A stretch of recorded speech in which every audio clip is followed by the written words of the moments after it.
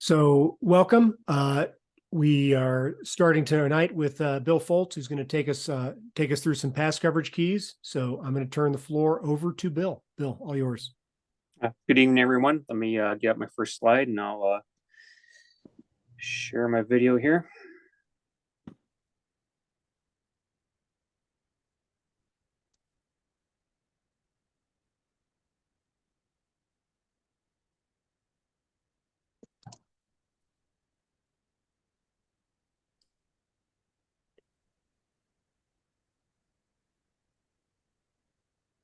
All right, I see you. I see your screen there, Foltz. All right, am I up? Yep, good to go. You see that? Perfect. All right, so let's talk about what we are looking at to officiate a play. We've completed our pre-snap routine and we are ready for the snap to begin the play. So who are we looking at? The general term for where we used to look at used to be called keys. We started to use the term initial responsibility. That gives more of a connotation of where we're looking at the snap and immediately at the action thereafter. Our responsibility during the play is going to be a constant changing flow of action. We need to remember not to get locked in on where we're looking at the snap. Our conference uses the term snapshot. This means where the eligible receivers are at when the snap occurs, and this actually includes the player who is in motion. So how do we treat motion? Motion could change our initial responsibility. Where that player is at the snap will help us determine our initial responsibility for that particular play. So how are we going to treat motion? If that motion creates a group of eligible receivers, we want to try to group those players together as best as possible. If that player is moving near the tackle, is that eligible receiver immediately going to be able to cut deal and be part of the pass coverage? Likely not.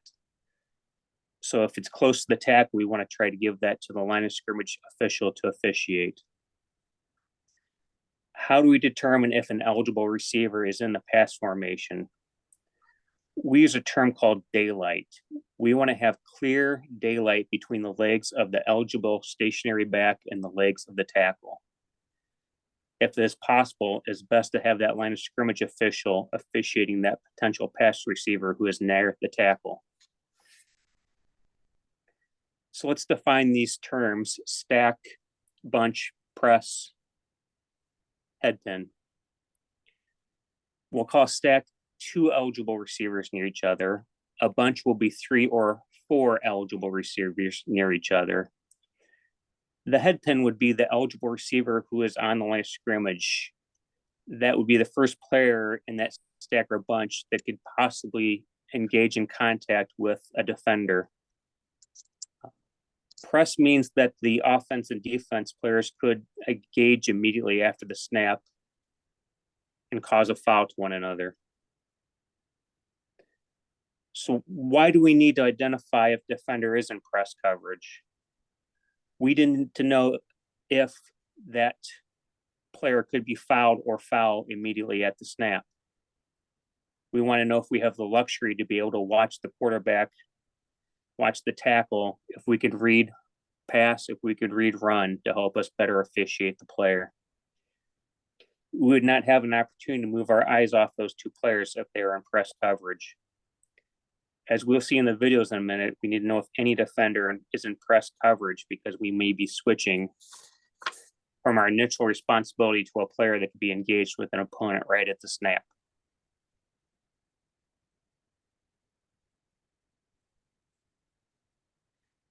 We often talk about not officiating error. Common sense tells us that fouls can't occur without contact. Are the players close enough to contact each other? Are they close enough to foul each other? Are they free of foul or free of being fouled? We call the area where those players could cross and be in contact with each other the mesh point. Eventually, in pass coverage, we move on from our initial responsibility to the players entering our zone to the action where the ball is being thrown. It's a very common saying, man, zone, ball.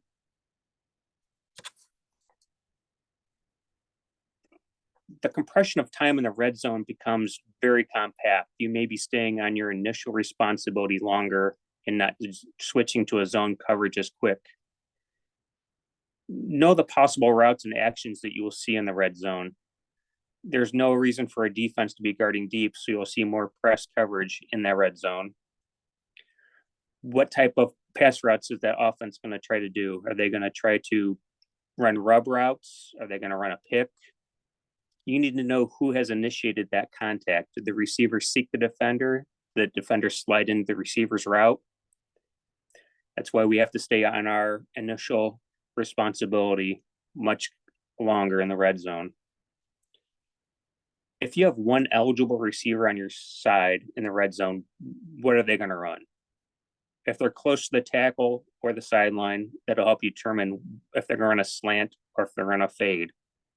You can't run a fade if you're close to the sideline. You're not going to run a slant if you're that close to the tackle. So let me get some videos up to review these concepts.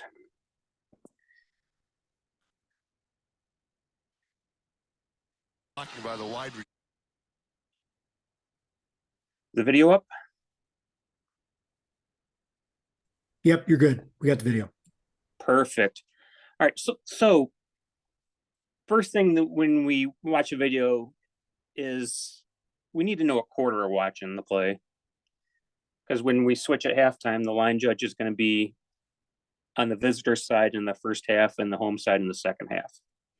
By the wide receivers to spring them. Gets the first down. So what do we have here? I'll run this back a second.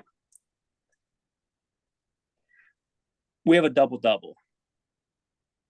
And since we're second half, the line judge is at the bottom of the screen. Are any of the players pressed? We have press coverage at the bottom of the screen. So the back judge will actually be looking at the tight end at the bottom on this play.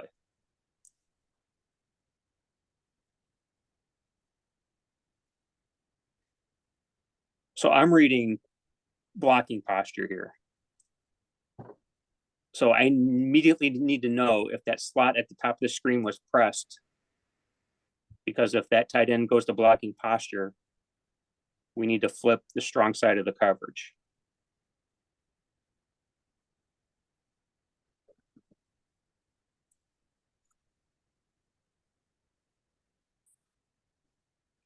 So the field judge would be at the bottom of the screen. As this player runs the route, when would that player be free of foul or free of fouling to go from the initial responsibility to zone?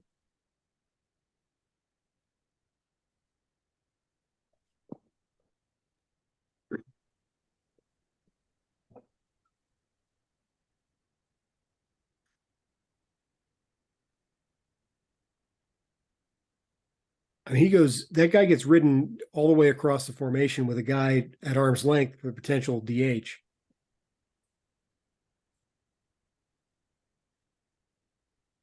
At some point, the officials need to switch. There's a gap right here where these officials can switch their keys. To the player going into their zone.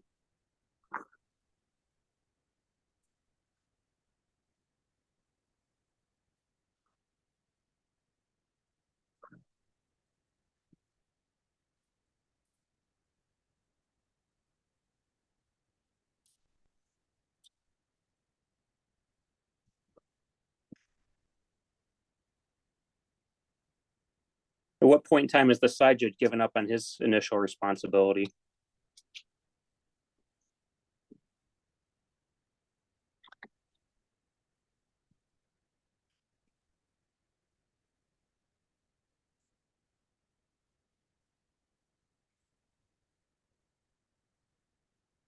Are they going from man zone to ball already? Are they seeing this action?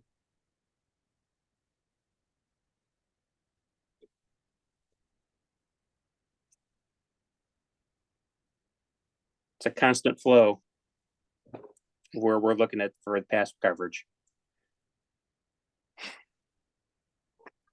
All right, fourth quarter. I'll go to the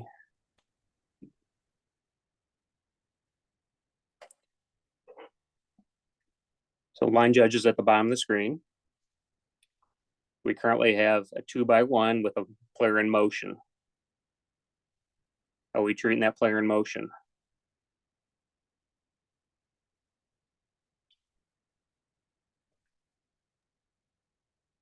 So at the snapshot, what do we have? Bunch. Bunch them together if you possibly can.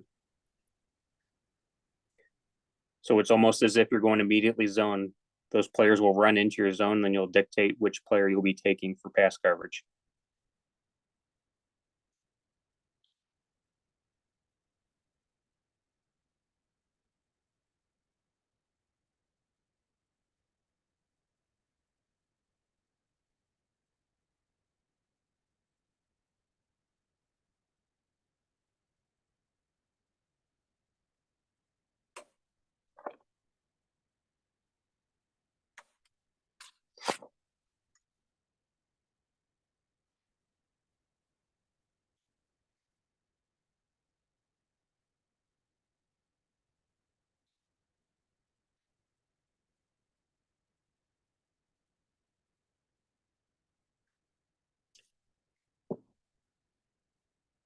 So right now we're starting with empty. We're 3-by-2. We are in the third quarter, so the line judge is at the bottom of the screen.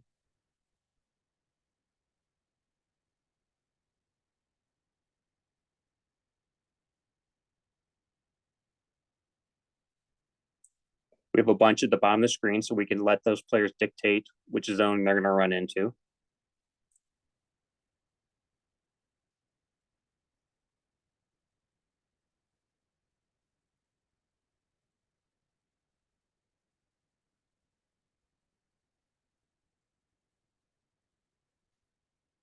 And as we discussed earlier, that head pin, he's the only player that's going to be contacted immediately at the snap.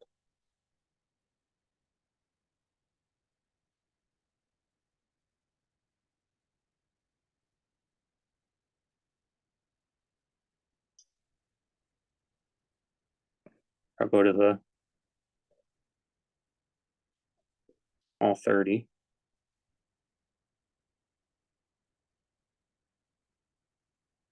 Maybe not.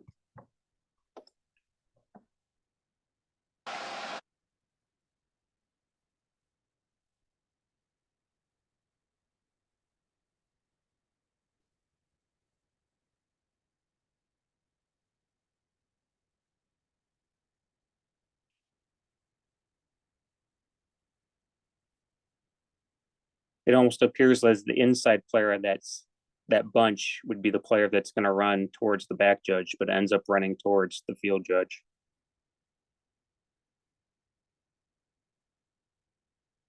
There's quite a mesh point there where they're both being contacted as they're changing to different zones on the field.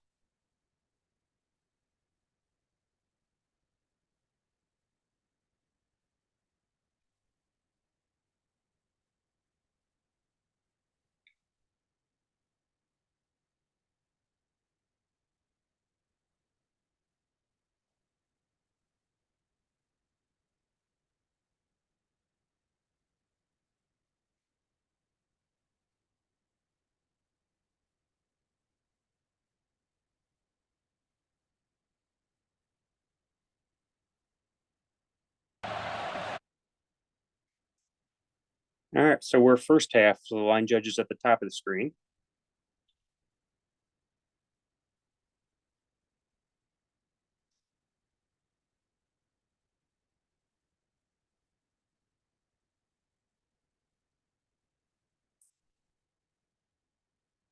And we're starting out with a double-double.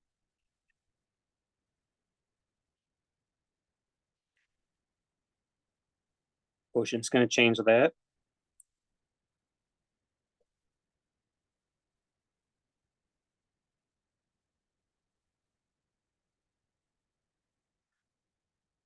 And at the snap, I would consider those two inside receivers pretty much stacked. Only the outside two receivers are pressed.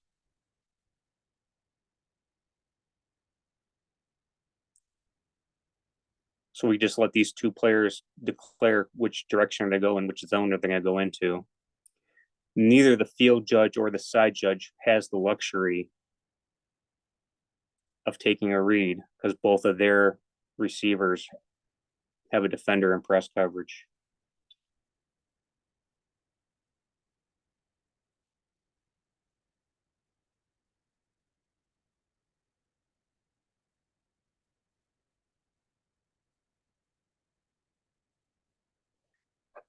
Here we have a opportunity to go to zone as all the receivers at the bottom of the screen are currently not engaged with a defender. So don't get locked in on who you have, even though this defender is in press coverage at the bottom.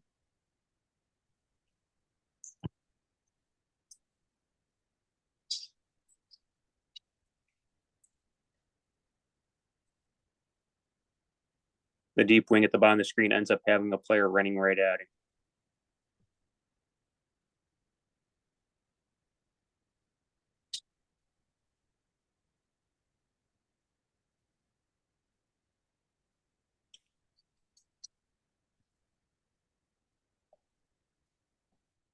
So back judges, you have snapping from the left hash and you have three eligibles on the left side. We always start in the middle of the field, and it's exactly for this type of play.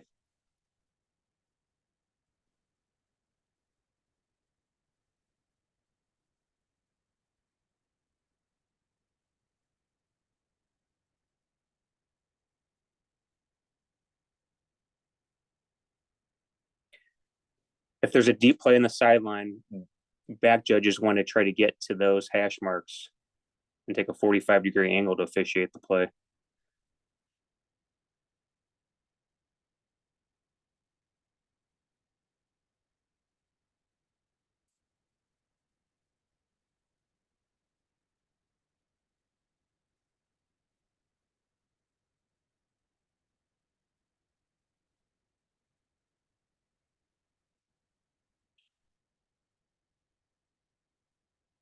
Remind that coach where he should be. Got a little excited there. I mean, he's fine now. He's not to the 20. True. They need to repaint those limit lines for us, huh?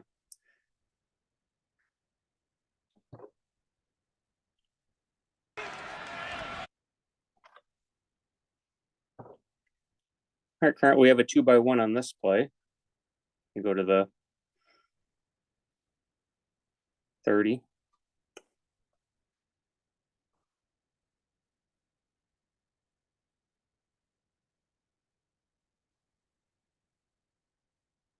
So we talked earlier about not officiating error. So we're 2x1.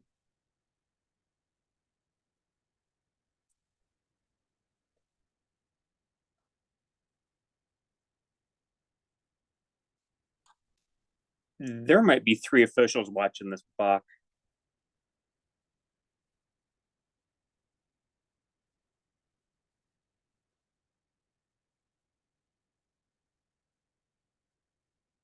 Don't officiate error on bubble screens. Watch the blocks. If your initial responsibility is the person stepping into the backfield, be prepared to switch off and watch the initial blocks up ahead of them.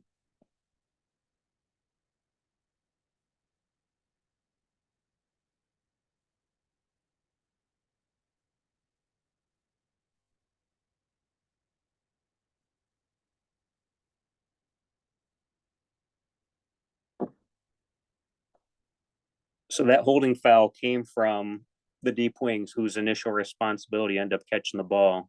He properly switched off to watch the block ahead of the play.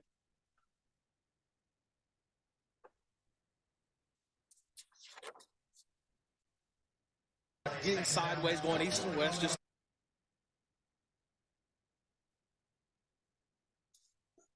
So we're in the red zone. Defenders don't have much room to give up. They're going to be closer to the receiver.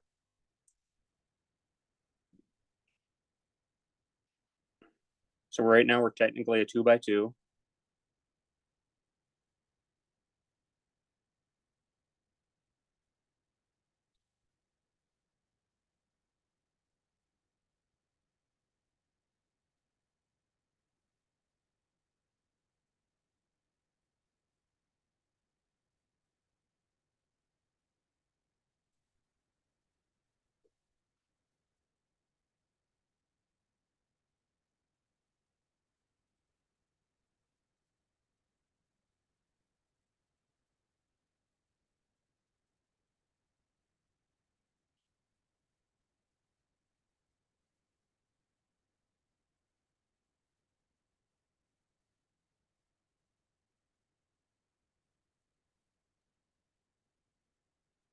So Nick, as a line scrimmage official, what's your process on this type of play? We're first half. Well, first half, as the line judge, I see this guy, I've got the back coming to the top and he releases to me. But right here, as they cross, I would expect that the back judge is taking the guy running right at him, and I'm going to take the guy in the belt running at me.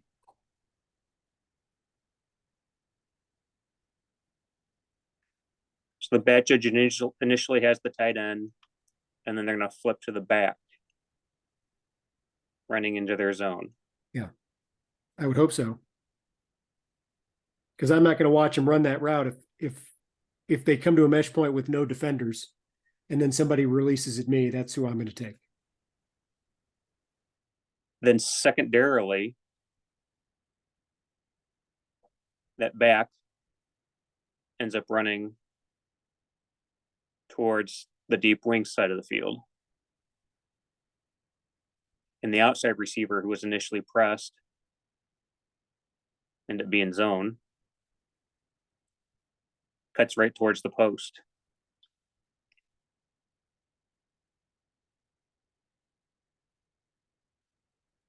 So we have to be fluid on who we have, even though this is in the red zone. Is there an opportunity for us to say our receiver is free of foul and go to zone? It's gonna be hard pressed not to have this player running right at the back judge and another player running right at the side judge and not flip responsibilities.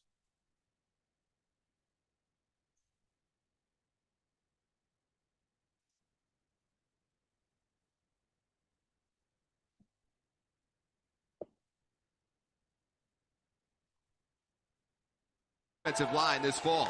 Yeah, the front seven for the defense.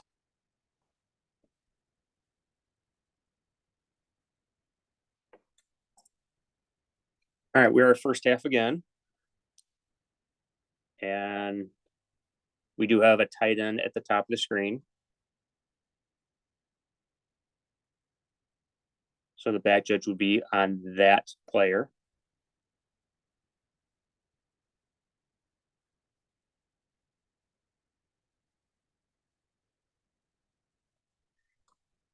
So at this point of the pass routes, is there anybody that actually can be fouled? They're all running free.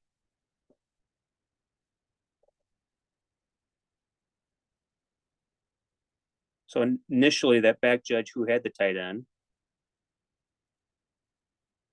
would be able to give them up to the line of scrimmage at the bottom.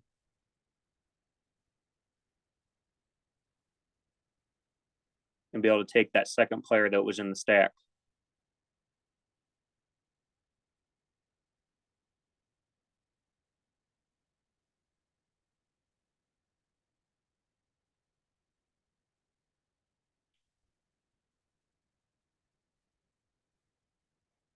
So make sure your initial responsibility isn't being fouled or can be fouled before you switch to zone.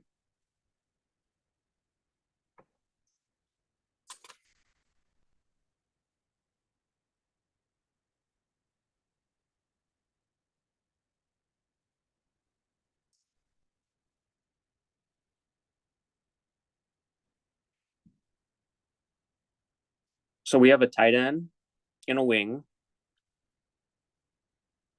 So technically we have trips here on the left.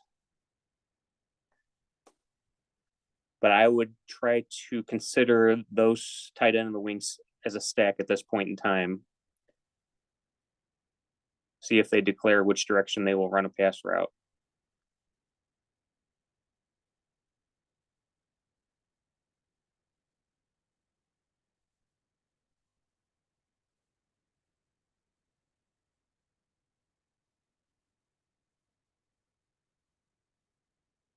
Because if the back judge and the line of scrimmage both have that concept, even though players don't cross on this particular route, it'll be easy to identify which player they'll be looking at when we'll be duplicating coverage.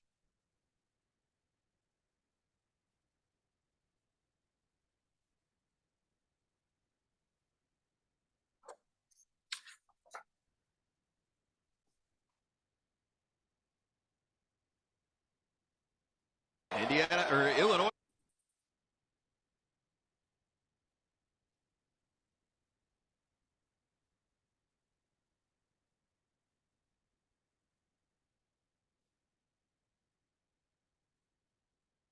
So we got trips again.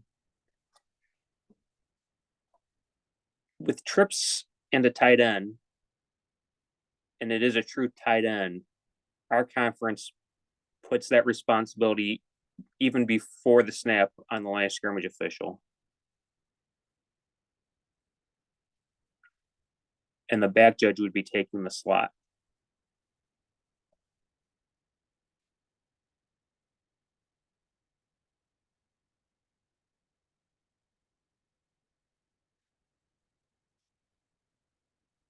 But that's just initial responsibility.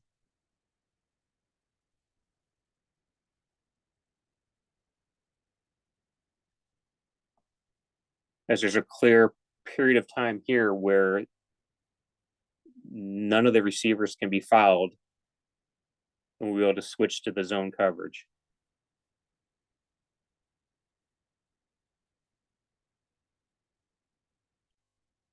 But Gaze.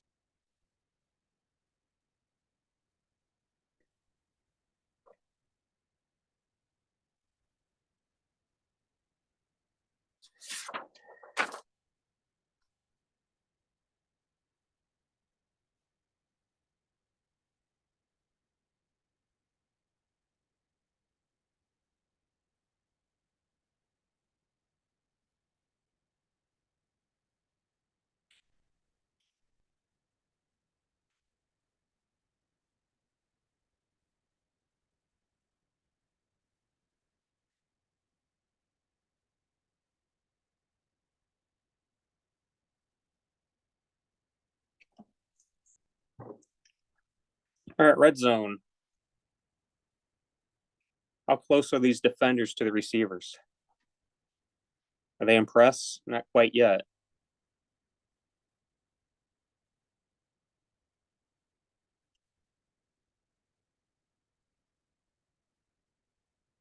So we've motioned from trips to double with the line judge being at the top of the screen.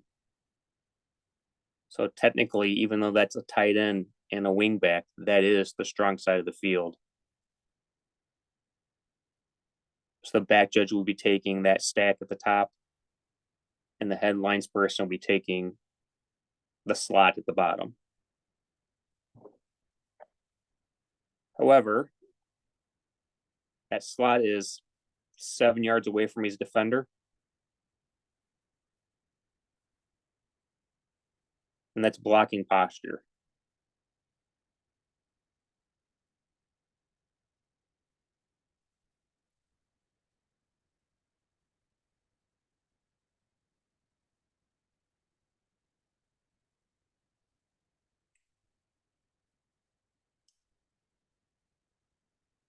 And what are two receivers going to do in the red zone?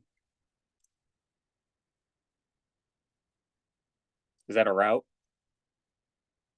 Is that receiver seeking the defender?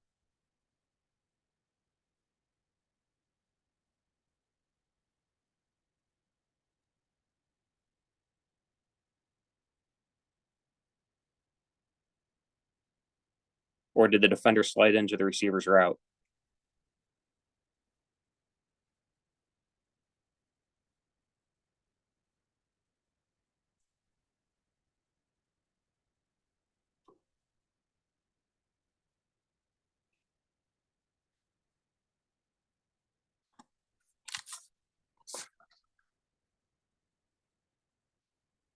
And then a 50-yard.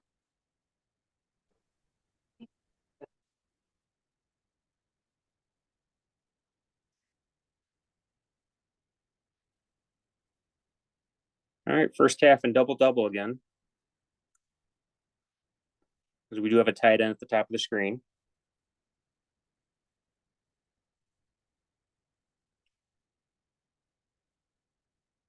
And that receiver at the top of the screen is pressed.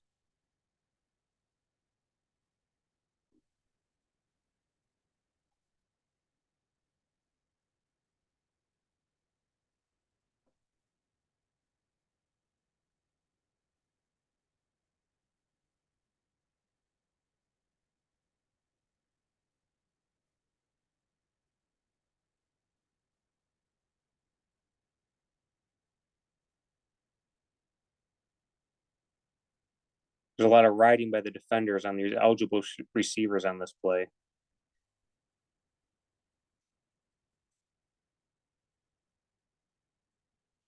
So this might be a play where you would not have an opportunity to switch to someone coming into your zone immediately. You have to wait for your player that you're judging the action on to be clear.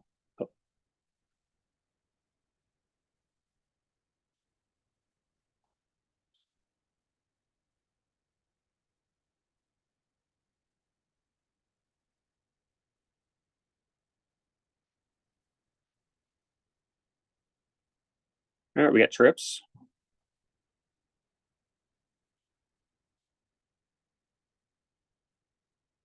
And we've motioned a double.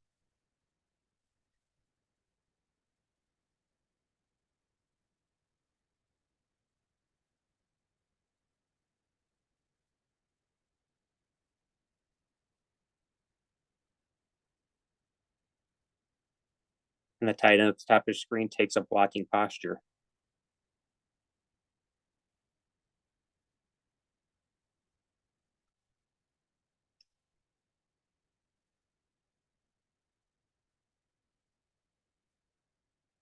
So what point on this play should the line of scrimmage official switch with the deep wing?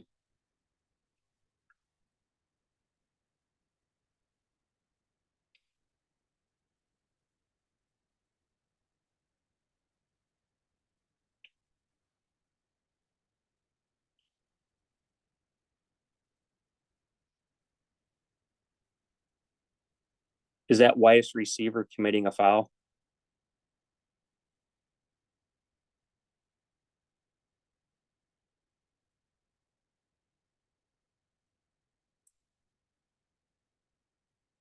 And if you think that this ball is first touched beyond the line of scrimmage, what are your mechanics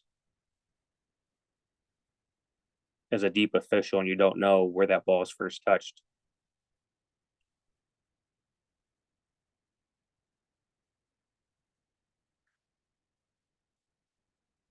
Our trainers want us to throw the flag if you're not sure.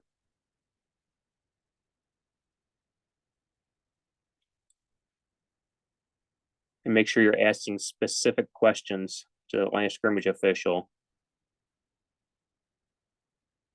to find out where that ball is first touched, if it was beyond or behind.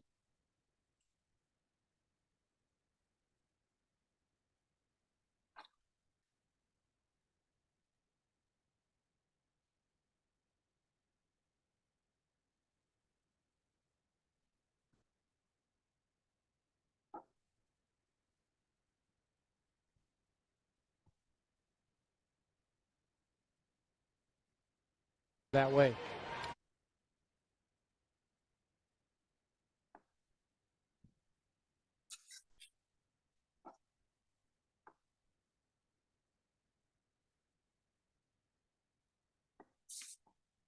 I think I'll show one more play here.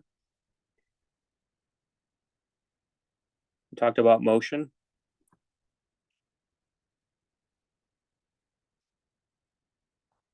So at the snapshot, where is this receiver at? It's in the There tackle behind box. the tackle. I'd say he's in the tackle box. Even if he's a step outside the tackle box, is that eligible receiver going to be able to immediately cut up field? No. Err on the side of allowing that line of scrimmage official to take that player. There's no way he's going to be able to pivot on a 90 and head straight up field and have a chance to be fouled.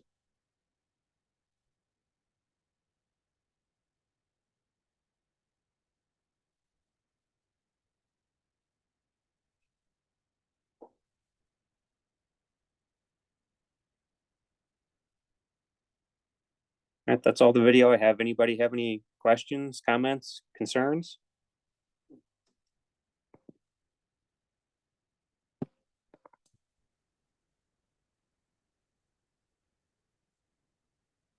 Thanks, Bill. Appreciate it. Anybody have anything for Bill? Anything they wanted to add?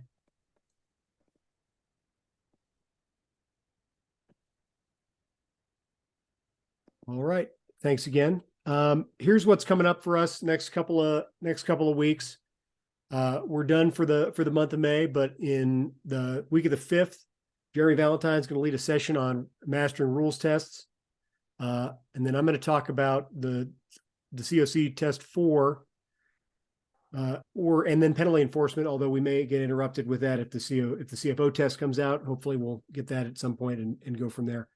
But you can see we kind of go through August 7th. July is kind of light because I know a lot of clinics are in July and don't want everybody have to worry about our meetings and as well as their clinic meetings. But we're pretty good through the 7th of August, but as you see, we got some available dates. So if you're interested in sharing your expertise with the group, don't hesitate to go in and sign up. Keep an eye out on the emails and stuff like that. The quiz is going out so we can all get ready for our clinic tests as things come down the road. But thanks, Bill. Thanks everybody for being on tonight. That's all I've got. So enjoy the rest of your week and we will see you back in June.